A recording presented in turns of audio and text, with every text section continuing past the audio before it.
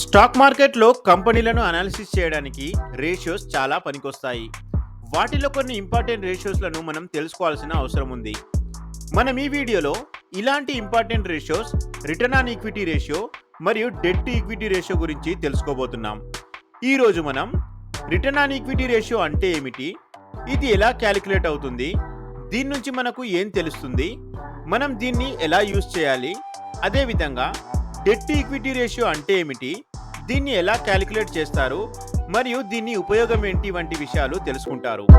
Hello, welcome to profit trading academy. ఇక్కడ stock market గురించి basic నుంచి అడ్వాన్స్ వరకు A to Z విషయాలు ఈజీ లాంగ్వేజ్ లో తెలుసుకుంటారు. రండి, రిటర్న్ ఆన్ ఈక్విటీ అంటే ఏంటో తెలుసుకుందాం. రిటర్న్ ఆన్ ఈక్విటీ అనగా ROE ఒక ప్రాఫిటబిలిటీ రేషియో. ఇది ఒక కంపెనీ తన షేర్ హోల్డర్స్ ఈక్విటీపై ఎంత ప్రాఫిట్ను ఆర్జిస్తుందనే విషయం తెలుపుతుంది. రిటర్న్ ఆన్ ఈక్విటీ యొక్క formula ROE is equal net profit divided by average share holders equity.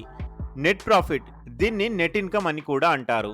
ఇది కంపెనీ యొక్క ఇన్కమ్ స్టేట్మెంట్ నుంచి వస్తుంది. అదే average share holders equity company యొక్క బ్యాలెన్స్ షీట్ నుంచి వస్తుంది. ఎగ్జాంపుల్ కోసం JSW ఇన్ఫ్రా కంపెనీ యొక్క 2024-25 సంవత్సరపు నెట్ ప్రాఫిట్ లేదా నెట్ ఇన్కమ్ 1503 కోట్ల రూపాయలు. అదే 2024-25 సంవత్సరపు యావరేజ్ షేర్ హోల్డర్స్ ఈక్విటీ 9696 కోట్ల రూపాయలు. రిటర్న్ ఆన్ ఈక్విటీ యొక్క ఫార్ములా ప్రకారం JSW ఇన్ఫ్రా యొక్క ROEని లెక్కగట్టడానికి ROE is equal net profit 1503 కోట్ల రూపాయలు divided by average share holders equity 9696 కోట్లు అనగా 0.15. దీన్ని పర్సెంటేజ్లో 15%గా లెక్కగడతాము. ఇక్కడ మనం చూడొచ్చు, JSW ఇన్ఫ్రా కంపెనీ తన యావరేజ్ షేర్ హోల్డర్స్ ఈక్విటీ అనగా 9696 కోట్ల రూపాయల పైన ఫైనాన్షియల్ ఇయర్ 2025లో 1503 కోట్ల రూపాయల ప్రాఫిట్ను ఆర్జించింది.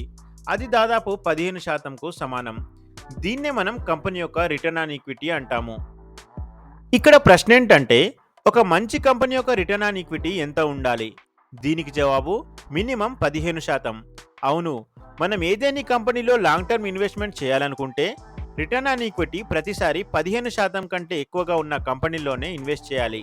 అనగా ఈ సంవత్సరపు రిటర్న్ ఆన్ ఈక్విటీనే కాకుండా గత ఎన్నో సంవత్సరాల రిటర్న్ ఆన్ ఈక్విటీని కూడా చూడాల్సి ఉంటుంది. ఎందుకంటే ఏ కంపెనీలో అయితే ప్రతి సంవత్సరం 15% కంటే ఎక్కువగా రిటర్న్ ఆన్ ఈక్విటీ ఉంటుందో అవే మంచి సక్సెస్ఫుల్ కంపెనీలు అయ్యే ఛాన్స్ ఉంటుంది. అయితే కేవలం రిటర్న్ ఆన్ ఈక్విటీ ఎక్కువగా ఉండడం వల్ల అది ఒక మంచి కంపెనీ అని అనుకోవడానికి వీల్లేదు. ఎందుకంటే కంపెనీలు డెట్ తీసుకోవడం వల్ల రిటర్న్ ఆన్ ఈక్విటీ పెరిగిపోతుంది. దీనివల్ల కంపెనీలను అర్థం చేసుకోవడంలో పొరపాటు చేయొచ్చు. దీన్ని ఒక ఎగ్జాంపుల్తో అర్థం చేసుకుందాం. ABC మరియు XYZ అనే 2 కంపెనీలు ఉన్నాయి.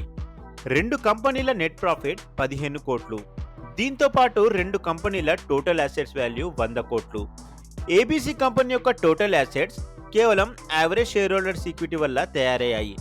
అనగా ABC కంపెనీ యొక్క యావరేజ్ షేర్ హోల్డర్స్ ఈక్విటీ 100 కోట్లు.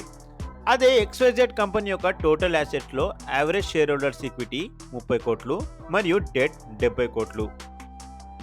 ఒకవేళ 2 కంపెనీల రిటర్న్ ఆన్ ఈక్విటీలను క్యాలిక్యులేట్ చేస్తే ABC కంపెనీ యొక్క return on equity net profit divided by average share holders equity లేదా 15 డివైడెడ్ బై 100 అనగా 15%.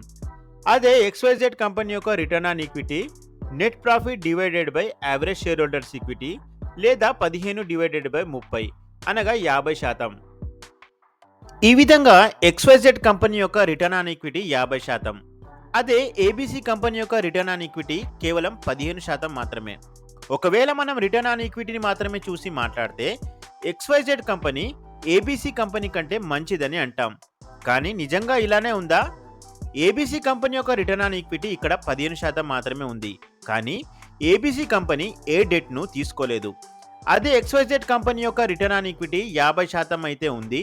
కానీ కంపెనీ తన 30 కోట్ల ఈక్విటీ పైన 70 కోట్ల డెట్ను తీసుకుంది. ఇది ఫ్యూచర్లో కంపెనీకి ఒక ప్రాబ్లం కావచ్చు.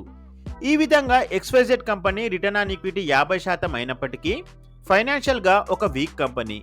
అదే ABC company return on equity 15% ఉన్నప్పటికీ ఎక్స్వైజెడ్ కంపెనీ కన్నా ఫైనాన్షియల్గా స్ట్రాంగ్గా ఉంది. దీని వలన మనం కంపెనీల రిటర్న్ ఆన్ ఈక్విటీలను చూడడంతో పాటు వాటి డెట్లను కూడా దృష్టిలో పెట్టుకోవాల్సిన అవసరం ఉంది. కంపెనీలు తన డెట్లను పెంచుకొని రిటర్న్ ఆన్ ఈక్విటీలను అయితే పెంచుకోవడం లేదు కదా. రిటర్న్ ఆన్ ఈక్విటీ కంపెనీల అనాలిసిస్ కోసం ఒక ముఖ్యమైన రేషియో. మనం ఏదైనా కంపెనీలో ఇన్వెస్ట్ చేసే ముందు దాని యొక్క కరెంట్ రిటర్న్ ఆన్ ఈక్విటీతో పాటు గత 5 సంవత్సరాల రిటర్న్ ఆన్ ఈక్విటీని మరియు గత 10 సంవత్సరాల రిటర్న్ ఆన్ ఈక్విటీని తప్పకుండా చూడాలి. మనం ఈ పూర్తి ఇన్ఫర్మేషన్ కంపెనీ యొక్క యాన్యువల్ రిపోర్ట్లో చూడొచ్చు, లేదా స్క్రీనర్.in వెబ్సైట్లోకి వెళ్ళి ఇటువంటి అన్ని రేషియోలను అనలైజ్ చేయొచ్చు. స్టాక్ మార్కెట్లో ఫైనాన్షియల్గా స్ట్రాంగ్గా ఉన్న కంపెనీలలో ఇన్వెస్ట్ చేసినప్పుడే మనకు పెద్ద ప్రాఫిట్ వస్తుంది, మరియు ఆ కంపెనీలు ప్రతి సంవత్సరం తన ప్రాఫిట్ను పెంచుకుంటూ పోవాలి.